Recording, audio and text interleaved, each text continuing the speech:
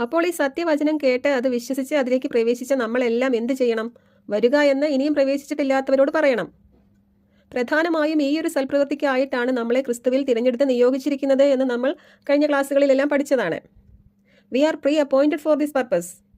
സ്വർഗത്തിലും ഭൂമിയിലുമുള്ള എല്ലാവരെയും വീണ്ടും ക്രിസ്തുവിൽ ഒന്നാക്കാൻ വേണ്ടി മുൻ നിയമനം, ഒരു പ്രീ അപ്പോയിന്റ്മെന്റ് ലഭിച്ച ക്രിസ്തുവിന്റെ കൂട്ടവകാശികളാണ് നമ്മൾ.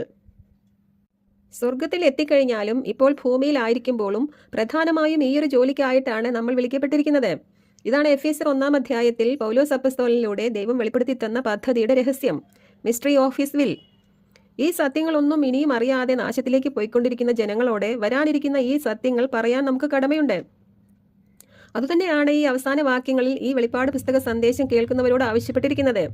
കുഞ്ഞാടിന്റെ ഈ വിവാഹത്തിന് ക്ഷണം കിട്ടിയവരും മറ്റുള്ളവരോട് പറയുക വരിക എന്ന്. We are pre appointed for this purpose.